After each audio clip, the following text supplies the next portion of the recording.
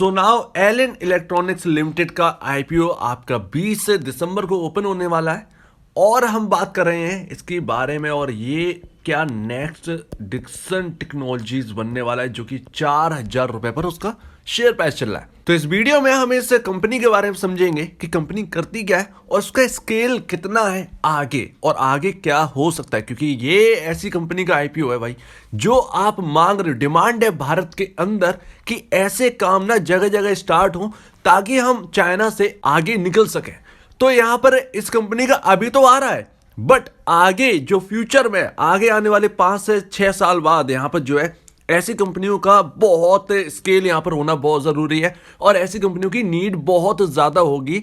तो यहां पर फ्यूचर में ये कंपनी काम आने वाली है बहुत ज्यादा। लेकिन क्या आईपीओ की वैल्यूएशन ओके है या फिर आगे के लिए हम ये लेके रख सकते हैं, आईपीओ लगाएं या ना लगाएं, इसको हम देखते हैं। सो ये इनके प्रोडक्ट रहे और कंपनी का काम है मैन्युफैक्चरिंग करना और यहाँ पर कंपनी का कई जगह अगर हम बात करें 4 लोकेशंस हैं, वहां पर मैन्युफैक्चरिंग के काम होते हैं इंडिया के अंदर।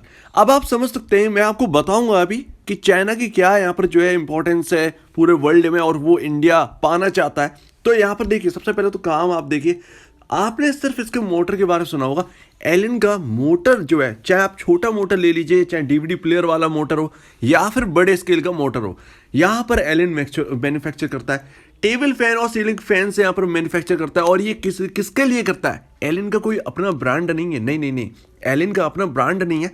एलन काम करता है फिलिप्स के लिए, एलन काम करता है बाकी जो सीलिंग कंपनीज है, फैंस कंपनी है या इलेक्ट्रॉनिक कंपनी के लिए। जितने भी आप इलेक्ट्रॉनिक कंपनी देखिए ज़्यादा से ज़्यादा यहाँ पर जो है एलन के आपको क्लाइंट मिलेंगे। इसके साथ साथ जो ऑटोमोटिव कंपोनेंट है उसमें कॉन्टिनेंटल का आपने नाम सुना होगा। कॉन्टिनेंटल यहाँ पर जो है आपका इनका पार्टनर है, इनका क्लाइंट है।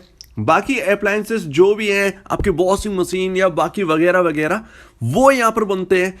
आपकी मशीन्स बनती हैं, आपकी एलईडी लाइटनिंग, जो आपका कोई भी आप एलईडी लाइट ले लीजिए, जैसे कि हैवेल्स का जो सीलिंग वाली लाइट आती है या बड़े लार्ज वाले होते हैं, गोल लाइट होती है, तो ये सारे मैन्युफैक्चर करते हैं एलन। ये सारी चीज़ें और मेडिकल कंपोनेंट भी यहाँ पर जो है मैन्युफैक्चर करके देते हैं। लेकिन इसके साथ साथ मुझे एक काम बहुत यूनिक लगा, वो क्या था? चाइना के अंदर एक ऐसी महारत हासिल है पीसीबी के लिए। पीसीबी, हाँ, जो आप देखते हैं एक प्लेट होती है ग्रीन कलर की, वो ये मैन्युफैक्चर करते हैं और इंडिया के अंदर कुछ ही कंपनी है जो कि ऐसा काम करती है। लेकिन आगे आने वाले 3 से 4 साल बाद, जैसे कि वेदांता यहाँ पर अपना ला रही है, फैक्ट्री ला रही है, तो ऐसे बहुत सारी चीज़ें जो है वो स्टार्ट होने वाली। तो यहाँ पर पीसीबी की बहुत नीड है, पीसीबी की बहुत नीड है। आप तो ऑनलाइन मंगवा भी सकते हैं चाइना के अंदर, आप अपना डिजाइन भेजिए वो बना के दे देते हैं। तो इतना बढ़िया काम है इनका, आप यहाँ पर देखेंगे तो आपको पता चलेगा कि यस ये बहुत बढ़िया पीसीबी में ये है।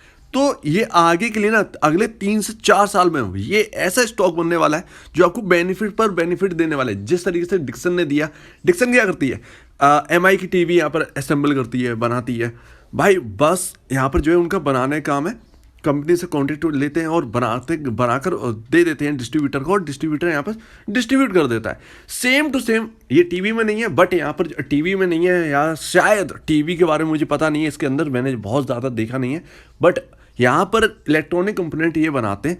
इलेक्ट्रॉनिक अप्लायंसेस जो आप यूज़ करते हैं, प्रेस से लेकर हर चीज़ वो बनाते हैं। तो आप समझ गए होंगे कि इनका काम क्या है, मैन्युफैक्चरिंग का काम क्या है और आगे किस हद तक ये जा सकते हैं। और इंडिया के अंदर जो 4 लोकेशन की हम बात कर रहे हैं वो ये रही है, दिल्ली, कोलकाता, गाजियाबाद और बद्दी, गोवा।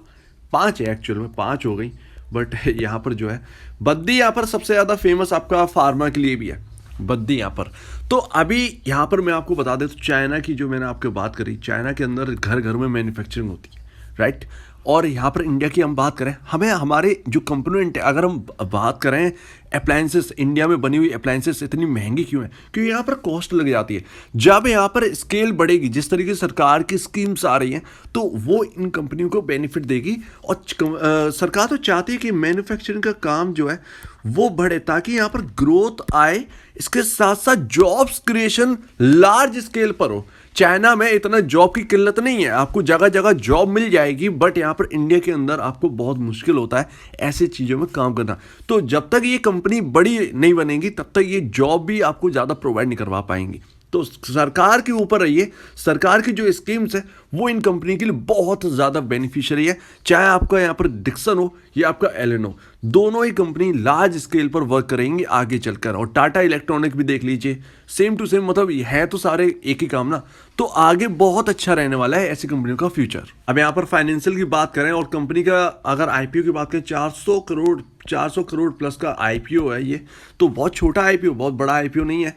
अब यहाँ पर एक आप देखें तो टोटल रेवेन्यू यहाँ पर जो है अब तक का सबसे हाईएस्ट है।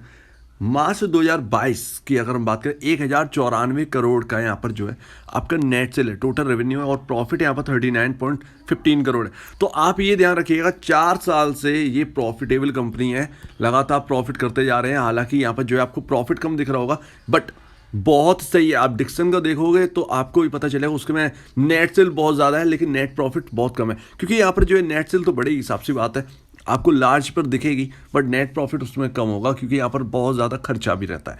तो आप समझ गए होंगे कि यहाँ पर जो है फाइनेंशियल बहुत सही है। आईपीओ बहुत बढ़िया है, आईपीओ बहुत बढ़िया है, कोई प्रॉब्लम की बात नहीं है। यहाँ पर ऐसे काम हमको बहुत ज़रूरी है ऐसी कंपनियों के, और कंपनियां जितनी बड़ी होंगी उतना ही भारत को बेनिफिट होने वाला है। सो उम्मीद है आप एलन के काम को और उसके बारे में समझ गए होंगे। काम बहुत इंपॉर्टेंट होता है, किसी भी आईपीओ में पैसा लगाने से पहले काम पता होना बहुत ज़रूरी है। तो यहाँ पर आपको इंटरेस्ट आया होगा। अगर आपको अभी भी कुछ पूछना है तो आप कमेंट सेक्शन में पूछ सकते हैं। आईपीओ के ग्रे मार्केट प्राइस की बात करें तो अभी तक ग्रे मार्केट प्राइस सामने नहीं आया, 234 रुपए का शेयर प्राइस है। काम अगर आपको समझ में आता है तो आप होल्ड भी कर सकते हैं, ये सबसे बढ़िया बात है। अगर आपको काम अच्छा लगता है तो आप होल्ड करने की आपकी कैपेसिटी बढ़ेगी। तो आपको काम पता चल गया, आपको कैसा लगता है उसी हिसाब से डिसीजन लीजिएगा, आपको लगाना चाहिए या नहीं लगाना चाहिए, होल्ड करना चाहिए या नहीं करना चाहिए, ये आपके ऊपर है। इसके काम को समझिए।